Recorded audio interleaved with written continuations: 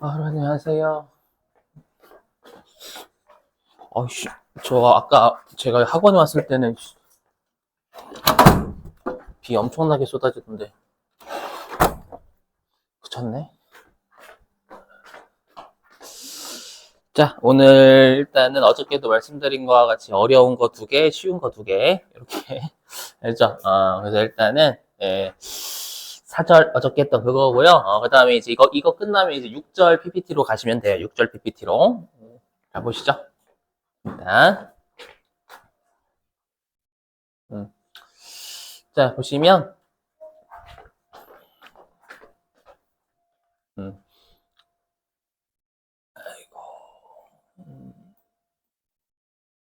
음. 자, 보시면 자, 우리 회사가요.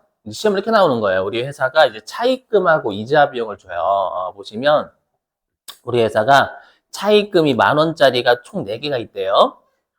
4개가 있어가지고 차입금이 총 40,000원이래요.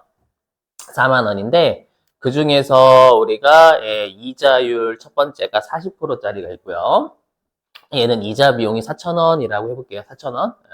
그리고 30%짜리가 우리가 3,000원. 그리고 20%짜리 2,000원. 그 다음에 10%짜리에서 1,000원. 해가지고 총 이자 비용은 10,000원. 자, 10,000원인데 우리가 이제 여기 4,000원짜리 있죠? 이 이자 비용 4,000원은 우리가 채권자 불분명 사채 이자다라고 가정해 볼게요. 그렇죠? 그러니까 얘가 1순위로 부인될 놈이다 그 말이고 그 다음에 요 3,000원짜리 이자 비용은 건설 차입금이, 이게 건설 자금 이자, 특정 차입금 이자라고 생각해 주시면 됩니다. 얘가 이제 3순위가 되겠죠? 그리고 여기에 있는 나머지 아래에 있는 이 두 개 2만원짜리 있잖아요. 요 두 개에 있는 2만원짜리는 그냥 일반적인 은행으로부터의 차입금이래, 일반적인 차입금. 이라고 가정하고요. 회사는 별장이 4,000원짜리가 있대. 별장 4,000원. 별장이 업무무관 자산이 되겠죠, 여러분들? 그죠? 자, 그랬을 때 여기 지금 우리 제목이 업무무관 자산 이자잖아요. 그럼 얘가 4순위로 부인될 이자 비용이에요. 그럼 이름만 봐도 여러분들 업무와 관련이 없는 자산의 이자잖아요. 그럼 당연히 송금이 인정이 되면 안 되겠죠. 자, 근데 보니까, 그럼 우리가 세무조정을 먼저 해볼게요. 우리가 일단 1순위로 부인될 채권자 불분명 사채이자 있죠? 얘 같은 경우에는 일단 우리가, 사유출이죠. 근데 우리 어저께 썼지만, 우리가 원천징수분은 국가한테 귀속이 되는 거니까 기타 사유출이고, 그 다음에 원천징수분을 제외한 건 대표자산이다라고 했죠? 그래서 여기에 띄운 건 FM, 그렇죠. 그래서 FM대로 하면 49.5%가 원천징수 되는 거니까 기타 사유출이고 나머지가 대표자 상이었는데 시험에는 이렇게 안 나온다. FM대로 설명드려야 되니까. 자, 그리고 이제 2번 건설자금 이자인데 이 건설자금 이자는 우리가 시험에서는 특정 차입금을 낼 거예요. 자, 그러면 우리가 어저께 특정 차입금 이자는 무조건 뭐가 돼야 된다라고 했냐면 무조건 자산의 취득원가가 돼야 된다라고 했죠. 왜냐하면 어떤 특정한 유형자산, 무형자산을 취득하기 위해서 빌린 게 명확하잖아요. 명확하면 당연히 얘는 자산의 취득 부대 비용이 무조건 세법은 맞은 거예요. 근데 우리 시험에는 회사가 이자 비용, 이 3,000원을 이자 비용 처리했다라고 줄 거예요. 그러면 당연히 송금, 불산입이 돼야 되겠고, 그 다음에 자산이 세법이 많아야 되겠죠. 회사는 비용 처리했지만. 그래서 얘는 송금, 불산입, 뭐 건설 중인 자산이 됐든 해가지고 유보 이렇게 소득 처분이 될 거예요. 여기까지 되세요. 자, 그러면 이제 세 번째 업무무관 자산 이자를 구해볼게요. 보시면 잘 보실게. 그 여러분들 지금 우리 회사가 별장이 4,000원짜리가 있잖아요. 그러면 이 별장 4,000원짜리는 회사가 돈이 남아 돌아가지고 별장을 샀을까요? 아니면 은행에서 돈을 빌려서 별장을 샀을까요? 아니면 모를까요? 세무서가. 세무서 입장에서. 세무서 입장에서 회사가 이 별장을 회사의 이익 가지고 샀는지 아니면 회사가 은행에서 돈 빌려 가지고 샀는지 알아요, 몰라요? 몰라요. 세무서는 알 길이 없어요. 맞죠? 알 길이 없는데 세무서 입장에서는 회사가 이 업무무관자산 별장 있죠? 이 별장 4,000원짜리를 가지고 있는 게 안녕하세요. 너무 꼴배기 싫은 거예요. 꼴배기 싫으니까 얘를 어떻게든 제재를 하고 싶어. 근데 만약에 얘가 전부 다 회사의 이익 가지고 샀으면 이거는 그 업무무관 자산과 관련된 비용은 제재할 수 있지만 회사의 돈으로 샀다면 일단 제재할 수는 없는 거예요. 알죠? 근데 얘를 너무 꼴보기가 싫으니까 어떻게 하냐면 무조건 회사가 차입금 있죠? 차입금이 있으면 그 차입금 가지고 별장을 샀다라고 무조건 간주해버려요. 되게 그냥 너무한 가정, 엄밀히 얘기하면 정말 너무한 가정이긴 하지만 그냥 별장 가지고 있는 게 너무 꼴보기 싫은 거예요. 알죠? 그래서 무조건 차입금 가지고 업무무관 자산을 샀다라고 보는 거예요. 그러면 만약에 이 차입금을 여러분 만약에 업무무관 자산을 사지 않았다면 차입금을 갚을 수 있을 텐데 이 별장을 취득하느라고 못 갚았고 그 다음에 그러면 이 차입금에 대한 이자는 업무무관 자산에 대한 이자로 본다라는 거예요. 무조건. 알죠? 그래서 우리가 업무무관 자산 취득에 사용된 차입금 있죠? 이거 오해하시면 안 돼요, 여러분들. 뭐냐면 분명히 이 아래에 있는 10,000원짜리 2개 있죠? 이건 일반적인 차입금이에요. 일반적인 차입금인데 별장 가지고 있는 거 너무 꼴보기 싫으니까 무조건 우리가 일반적인 차입금 가지고 업무무관 자산을 샀다라고 간주하는 거예요. 알죠? 그래서 나중에 사순위 부인할 때 일반적인 차입금을 넣을 거거든요. 그럼 가끔씩 어떤 질문을 여러분들이 하시냐면 선생님 왜 일반적인 차입금인데 업무무관 자산 쪽에 집어넣어요? 이런 질문 하시면 안 돼요. 방금 말씀드렸지만 그냥 무조건 차입금 가지고 업무무관 자산을 샀다라고 간주하기 때문에 넣는 거예요. 아셨죠? 그래서 취득에 사용된 차입금의 이자 비용을 부인해야 되는 거예요. 여기까지 되세요? 그러면 우리가 지금 이자 비용이 총 얼마냐면 10,000원이죠. 그리고 차입금이 총 40,000원이잖아요. 그러면 우리가 이 차입금 40,000원 가지고 업무무관 자산 4,000원을 샀다라고 보고 그 다음에 부인 대상 이자 비용이 10,000원이냐? 그건 아니다라는 거예요. 왜냐하면 이미 이 이자 비용 4,000원 여기 송금 불산이 됐죠. 1순위로. 그 다음에 요 3,000원도 우리가 3순위로 송금 불산이 됐잖아요. 이미 선순위로 부인이 됐어요. 부인이 됐는데 다시 이 차입금 20,000원 있죠. 이 두 개 위에 있는 20,000원 하고요. 이자 비용 7,000원이 또 들어오면 이거는 2번 부인되는 거예요. 이해되세요? 그래서 결론부터 말씀드리면 우리가 업무무관 자산과 관련돼서 부인 대상 이자 비용은 총 10,000원 중에서 1순위, 2순위, 3순위로 이미 부인된 걸 제외한 나머지 3,000원. 됐죠? 그럼 차입금도 마찬가지로 이자 비용 4,000원이 부인됐다라는 건 차입금 10,000원도 부인된 거예요, 전체가. 그리고 3,000원도 부인됐다라는 건 이 3,000원에 차입금 10,000원도 부인된다라는 얘기고. 이해되세요? 그러면 부인 대상 차입금은 당연히 20,000원만 남게 되겠죠. 이해되세요? 물론 컴퓨터가 알아서 해줘요. 잘만 입력하시면. 됐죠? 그럼 우리가 업무무관 자산 이자로 부인될 금액은 얼마냐라고 하면 자 일단 부인 대상 이자 비용이 3,000원이죠. 3,000원. 했죠? 3,000원 중에 우리가 업무무관 자산이 4,000원 있잖아요. 근데 우리가 공식으로 따지면 차입금 부인 대상 차입금 20,000원 가지고 업무무관 자산 4,000원짜리를 샀다 이렇게 보는 거예요. 그래서 20,000원 분의 4,000원 이렇게 되는 겁니다. 이해 못 하셔도 돼요, 여러분들. 컴퓨터 계산 다 해줘요. 됐죠? 그래서 얘가 600원 이거 다 계산해 주니까 걱정하지 마세요. 자, 근데 중요한 게 있어요. 뭐냐면 소득 처분이에요. 그러면 이 별장이 만약에 대표이사의 별장이다라고 가정해 볼게요. 그럼 대표이사 별장이면 이거 소득 처분이 뭐가 돼야 될 것 같아요, 여러분들? 상여가 돼야 될 것 같죠? 근데 아니다라는 거예요. 무조건 기타 사유출. 이게 중요하겠죠. 요거는 별표예요. 무조건 기타 사유 유출로 한다라는 거예요.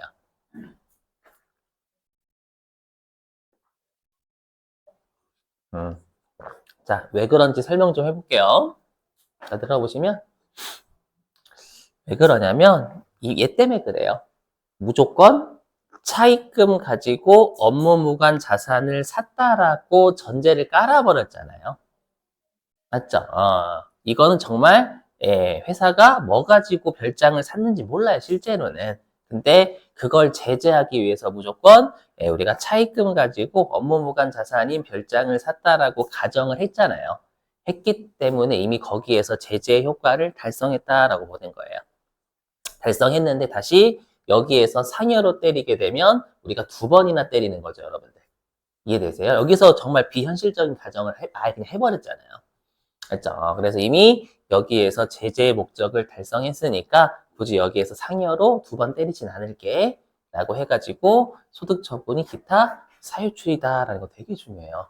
왜냐하면 시험에서 다음 중 기타 사유 무조건 기타 사유출로 처리하지 않은 것은 이거 되게 잘 나오거든요. 그럼 대부분 이걸 답으로 골라요. 누가 봐도 그냥 대표이사 별장이니까 상여지 뭐 그렇게. 아니요, 기타 사유출이에요. 그렇죠?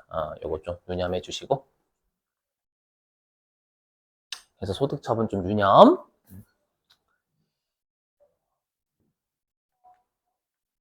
자, 그러면 이제 우리가 이 업무무관 자산 이자와 관련해서 이제 상세한 내역들, 공식에서 어떤 걸 입력하고 어떤 걸 입력하지 말아야 되는지 이런 것들에 대해서 상세하게 좀 볼게요. 보시면.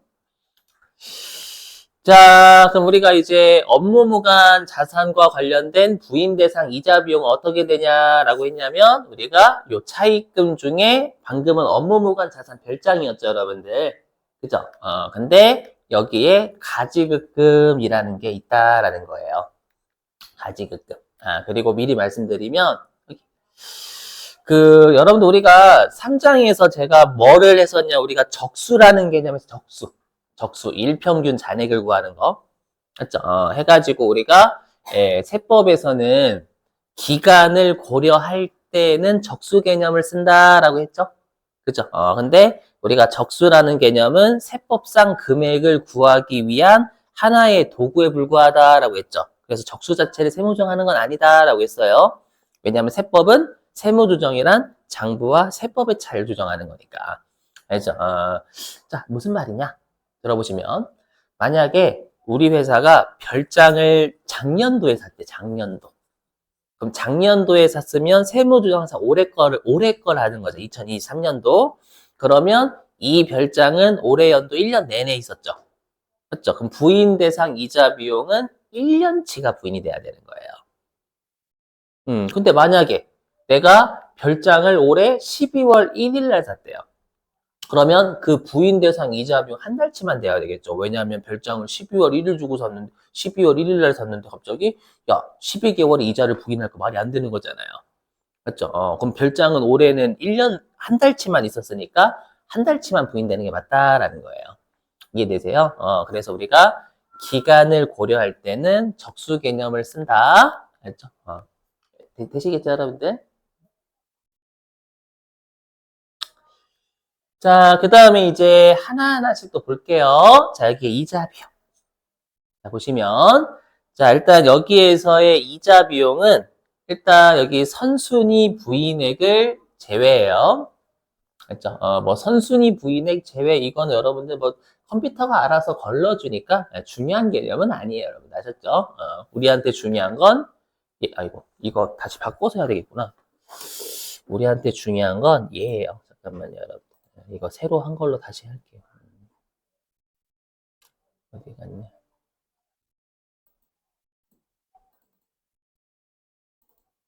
음, 음.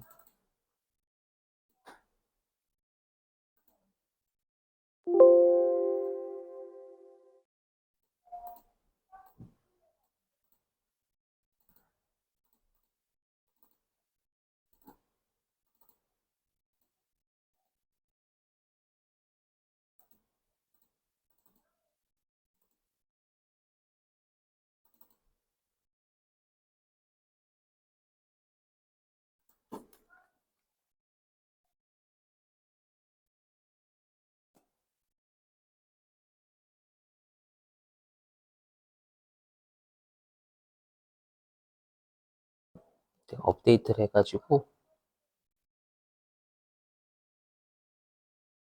음, 보시죠. 네, 여기까지 설명했죠, 여러분들? 네. 자, 여기 잘 보세요. 여기 외워주셔야 돼요, 여기. 자, 보시면, 여기요. 교재 다 있어요, 여러분들. 교재 다 있어요. 자, 보시면. 자, 일단, 여러분들 여기 상업 어음 할인료는 이자 비용으로 안 봐요. 여기. 예, 혹시 그 없으신 분들은 제가 별도로 올려드릴게요. 그렇죠? 이게 제가 바꾼 걸로. 자, 여기 설명 좀 들어보실게요, 여러분들. 보시면. 자, 우리가 여러분들 여기 상업어음 할인료는 뭐냐면, 우리가 매각 거래일 때 어음의 할인을 상업어음 할인이다라고 불러요. 매각 거래일 때. 우리가 매각 거래일 때 우리 계정 과목 할인료 뭐 써요? 매출 채권, 처분 소지 쓸 거야 아마. 맞죠? 근데 우리가 금융어음 할인료는 뭐냐면 차입 거래. 맞죠? 우리가 차입 거래면 은행한테 어음을 담보로 돈 빌린 거래잖아요. 맞죠? 그러면 그 할인료는 은행한테 선이자 내니까 이자 비용으로 회계 처리하게 돼 있어요. 맞죠? 그러니까 상업어음 할인료는 네, 우리가 매출 채권 처분 손실이니까 제외. 알죠? 이해되세요? 당연히. 근데 금융어음 할인료는 이자 비용이니까 포함. 이렇게. 자, 그 다음에 이제 운용 리스하고 금융 리스라는 게 있어요. 들어보시면 제가 어저께 리스라는 건 내가 새 차를 사와가지고 리스 회사가 빌려준다라고 했죠. 맞죠? 그게 어떤 게 있냐면 말 그대로 내가 그 차의 내용 연수가 한 5년 정도 된대요. 그 중에서 나는 리스를 딱 1년만 할 거야. 맞죠? 그러면 이때는 내가 임차하는 것으로 봐서 계정 과목을 임차료로 처리하거든요. 그러니까 임차료니까 이자 비용이 아니기 때문에 운용 리스료는 제외한다라는 거예요. 이해되세요? 근데 우리가 금융 리스는 뭐냐면 내용 연수가 5년인데 거의 한 4년 6개월을 내가 다 타요. 했죠? 그럼 형식은 리스지만 회계에서는 어떻게 보냐면 내용 연수의 대부분을 리스 이용자 있죠? 리스 이용자가 다 이용하니까 이건 실질은 그냥 네 차네. 이렇게 봐요. 했죠? 그래서 어떻게 보냐면 그냥 그때는 임차료 내는 게 아니라 우리가 차 살 돈을 리스 회사로부터 빌린 것으로 간주해버려요. 금융거래를 간주해요. 그래서 그건 이자 비용 처리하거든요. 임차료가 아니라. 금융리스 같은 경우에는. 단순 암기해요, 여러분들. 그래서 우리가 운용리스료는 임차료라는 계정 과목 쓰니까 이자 비용이 아닌 거고, 하지만 금융리스료 같은 경우에는 우리가 이자 비용이 맞죠. 맞으니까 우리가 포함된다라는 거 암기해 주시고. 자, 그 다음에 여기 C는 단순 암기. 왜냐면 여러분들이 안 배우셨어. 뭐냐면 우리가 현할차라는 게 뭐냐면은요. 여러분들이 이제 재경관리사 같은 거 배우시면 국제회계 기준을 배우시면 요게 나와요. 뭐냐면 이미 했었지만 세법은 우리 회계는 장기 거래면 무조건 현재 가치를 해요. 알죠? 현재 가치를 했었을 때 만약에 우리가 내가 3년 뒤에 1,000원을 받기로 해. 3년 뒤에. 3년 뒤에 1,000원을 받기로 했고 내가 물건을 지금 판 거예요. 그럼 당연히 3년 뒤의 가치를 지금의 가치로 땡겨서 매출 잡아요. 알죠? 그때 우리가 만약 현재 가치가 700원이다라고 하면 1,000원과 700원의 차이를 우리가 뭐라고 하냐면 현재 가치 할인 차금, 현재 가치 할인 차금이라는 계정 과목 쓰거든요. 현재 가치로 할인했을 때 차이가 나는 금액. 알죠? 아무튼 그래서 우리가 현할차 상가계획은 우리가 얘는 비용이 될 수도 있고 자산의 취득 원가로 볼 수도 있어요. 그죠? 그래서 그냥 제외 암기하시고 하지만 사할차 여러분 사할차는 뭐냐면 세무 이급 때 사채 배우셨죠? 사채 하실 때 사채 할인 발행 차금 성격 배우셨어요 혹시? 사채 할인 발행 차금 성격이 은행보다 이자 시장보다 이자를 덜 주는 게 우리가 할인 발행이잖아요. 맞죠? 덜 주니까 은행의 이자만큼 보상해 주기 위해서 추가적으로 이자를 더 주는 게 사채 할인 발행 차금 성격이거든요. 맞죠? 이거 나중에 세무 1급 우리 재무회계에서 여러분들이 현재 가치 사채를 배우시면 더 명확해져요. 맞죠? 그럼 지금 단순 암기. 그래서 우리가 사채 할인 발행 차금 상각하면 추가적으로 이자 비용이 늘거든요. 맞죠? 그래서 사채 할인 발행 차금 상각액은 예, 우리가 포함해요. 이자 비용에. 자, 그 다음에 연지급 수입이자는 듣고 버리세요. 뭐냐면 이거는 설명은 잠깐 할게요. 연지급 수입이자는 내가 수입을 할 때, 외국에서 수입을 할 때 우리가 이제 선적이나 문서 작성일 이후에 내가 대가를 지급하는 조건으로 결제하는 걸 우리가 연지급 수입이자, 연지급 수입이다라고 불러요. 아무튼 나중에 결제하겠다. 그럼 나중에 결제하는 거니까 그때 동안에 이자 있죠. 요것도 마찬가지로 우리가 취득원가가 될 수 있고 비용도 될 수 있거든요. 그래서 우리가 이자 비용이 아니라 자산도 될 수 있으니까 그냥 현재 가치 할인 발행 차금 상각에 가고 연지급 수입이자 그냥 단순 암기예요. 알죠? 단순 암기. 이는 무시하시고 이는 뭐 우리가 있긴 있지만 딱히 시험에 낸 적 없기 때문에 무시. 알죠? 그래서 여기 업무 무관 자산 쪽은요, 그냥 암기만 잘 해주시면 돼요. 이건 중요합니다. 알죠? 왜냐면 여기 이자 비용으로 안 보는 거 있잖아요. 여기 이자 비용으로 보지 않는 건 이자 비용으로 보지 않는 것 있죠. 않는 것은 실기 때 입력하면 안 돼요.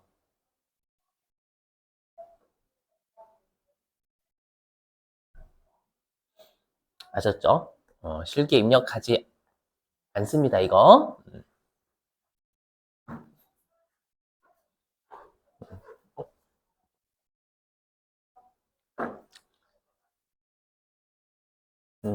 자, 됐고. 자, 이제 우리한테 중요한 요 가지급금이에요. 가지급금은 많이 중요합니다, 여러분들. 가지급금 많이 중요. 넘어갈게요. 자, 가지급금은 많이 중요합니다. 잘 보세요, 여러분들.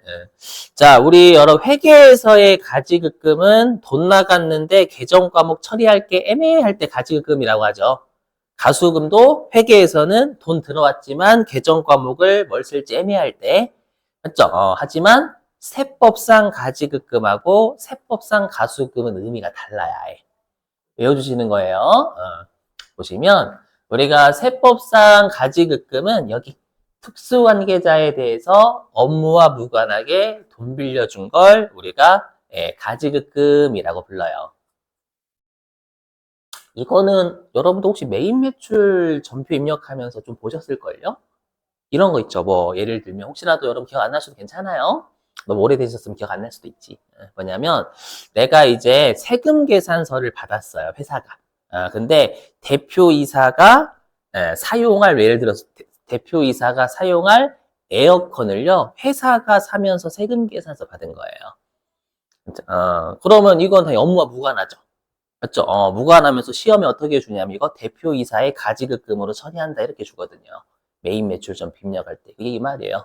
뭐냐면 대표이사한테 업무와 무관하게 내가 에어컨 살 돈을 회사가 빌려준 것처럼 보겠다라는 거예요. 그렇죠? 그래서 세법상 가지급금 이해해요. 그렇죠? 그럼 좀 이따 하겠지만 세법상 가수금은 뭘까요? 가수금. 거꾸로죠. 가수금은 특수관계자에게 업무와 무관하게 빌린 금액을 우리가 가수금이라고 불러요. 그러니까 가지급금이 대여금이면 가수금은 차입금 이렇게 생각하시면 되는 거예요. 그렇죠? 아예 다른 계정 과목입니다. 여러분들 아셨죠? 꼭 기억하시고 얘는 또 12장에서 나와요. 자, 그러면 우리가 가지급금 있죠, 여러분들. 가지급금은 우리가 업무무관 자산 맞아요, 아니에요? 해석하면 이 계정 과목 그대로 해석하면 업무무관 자산 맞아요, 아니에요? 맞죠? 업무무관 대여금 자산이잖아요. 맞죠? 그러면 업무무관 자산하고 가지급금은 같은 거예요. 둘 다 업무무관 자산. 근데 왜 업무무관 자산과 가지급금을 나누냐면 업무무관 자산은 지금 하는 구장에서만 제재를 해요. 구장에서만. 하지만 가지급금은 지금 하는 구장, 나중에 하는 12장, 그 다음에 이론만 나오는 11장 이렇게 세 동네에서 제재를 해버려요. 알죠? 뭔지 모르겠지만 그래서 업무무관자산과 가지급금을 별도로 입력을 하셔야 돼요. 아셨죠? 이 정도만. 자, 그리고 중요한 게 있어요. 자, 들어보실게요, 여러분들. 자, 중요한 게 뭐냐면 들어보세요. 우리 그 나중에 12장 가면은요. 특수관계자에 대해서 업무와 무관하게 돈 빌려줬죠. 그럼 돈 빌려주면 뭘 받아야 되냐면 이자 받아야 되잖아요. 맞죠? 근데 12장은 나중에 배우시겠지만 특수관계자와의 거래에서 손실을 보면 제재를 해버려요. 손실. 왜냐면 손실을 보면 세금이 줄 수 있으니까. 근데 거꾸로 이득을 보거나 적정한 이자를 받으면 제재하지 않아요. 아시죠? 근데 여기는 적정 이자를 받든 이자를 많이 받든 걔네들도 여기 가지급금에 넣어야 돼요. 일단. 그러니까 어렵죠? 자, 왜 그러냐? 들어보세요. 이유를 알고 외우시는 게 분명히 좋아요. 자, 이유는 뭐냐면 내가 이 구장은 업무 무관을 제재하는 동네지 특수관계자와의 거래에서 손해보는 걸 제재하는 동네가 아니에요. 알죠? 근데 12장은 특수관계자와의 거래에서 손해본 걸 제재하는 거고 그러니까 여기는 업무 무관 자산이 있다라는 것 자체가 꼴배기 싫으니까 제재하는 거예요. 그러면 적정 이자를 받거나 아니면 이자를 더 받으면 그건 업무 무관이 아닌 거예요? 업무 무관 맞아요. 맞으니까 그냥 적정 이자 받든 손실 보든 이득 보든 상관없다라는 거예요. 다 제재하겠다라는 게 업무 무관이니까. 아셨죠? 그래서 막 시가 이자대로 받고 있다 이런 거 무시하셔야 돼요. 알죠? 이게 나중에 12장하고 섞이면 머릿속 터져요. 알죠? 꼭 잘 기억하시고. 그 다음에 여기 동일인에 대한 가지급금 가수금 얘는 말문제야 말문제. 실기용은 아니에요. 알죠? 뭐냐면 자 제가 여러분들 회사고 여러분들이 대표이사래요. 역할용 나눠볼게. 제가 회사, 여러분이 대표이사. 자 그럼 당연히 여러분이랑 저랑은 특수관계자겠죠? 그래서 제가 여러분들한테 돈을 얼마 빌려드렸냐면 10억 빌려드렸어요. 그러면 저는 업무 무관 대여금, 가지급금이 있는 거죠. 그렇죠? 그리고 여러분들한테 업무와 무관하게 2억을 빌린 거예요. 2억. 그러면 가수금이 있는 거죠? 그렇죠? 그러면 이 동일인에 대한 채권하고 채무란 뜻이잖아요. 동일인에 대한 채권과 채무가 있으면 상계를 할 거냐, 상계를 하지 않을 거냐를 말문제로 돼요. 퉁칠 거냐, 퉁치지 않을 거냐. 근데 이 동네가 세 동네가 있죠, 세 동네. 세 동네. 동일인에 대한 채권과 채무를 퉁칠 거냐, 퉁치지 않을 거냐. 알죠? 그걸 물어보거든요. 그러면 해당 파트별로 다 외워요. 그럼 사람 머리 터져요. 알죠? 그래서 어떻게 하냐면 항상 법인한테 유리하게 해줘요. 법인한테. 법인한테 유리하게 해줘요. 그럼 보세요, 여러분들. 여기 화면 보시면. 그러면 우리가, 자, 보세요. 분자가 커질수록 업무 무관 자산 이자로 보는 건 커지는 거죠. 분자가 적어지면 업무 무관 자산 이자로 보는 건 작아지는 거고요. 그죠? 그러면 우리가 가지급금 여기가 퉁쳐져서 가지급금이 지금 10억은 퉁 안 쳐진 거고 8억은 퉁 쳐진 거잖아요. 그럼 여기에 퉁 쳐진 금액이 들어가는 게 좋아요? 아니면 퉁 안 쳐진 금액이 들어가는 게 좋아요? 법인한테. 그죠? 퉁 쳐진 게 들어가야 돼요. 왜냐하면 10억보다 퉁 쳐진 8억이 들어가야 업무 무관 자산 이자로 보는 금액이 작아지잖아요. 그죠? 그래서 원칙은 상계해요. 그렇죠? 상계. 예. 다만 우리가 별도의 상계 약정이 있대요. 상계 약정이라든지 이자율이 다르대. 그렇죠? 예를 들면 제가 여러분들한테 10억 빌려드린 건 5%고 이자율이 여러분들한테 제가 빌린 건 이자율이 40%래. 누가 퉁치 바보지. 맞죠? 이자를 더 많이 받는데. 맞죠? 그래서 이자율이나 기간 약정 같은 게 있으면 가치가 다른 돈이니까 상계 안 해요. 요거는 말 문제예요. 동그라미 3번은. 그죠?